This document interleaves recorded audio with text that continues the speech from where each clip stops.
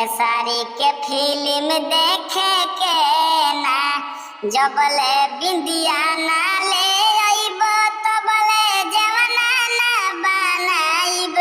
ई राजा हो बात पूछे बाबा रे बजे रात के और चन में बान के ना।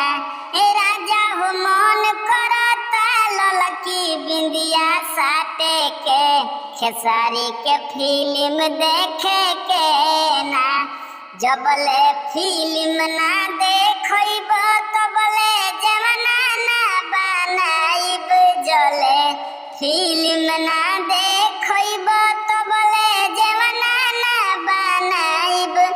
ई राजा हो बात पूछब बारे बजे रात के और चन में बान के ना। ए राजा हो मन करता कथी बिंदिया साटे के पवन के फिल्म देखे के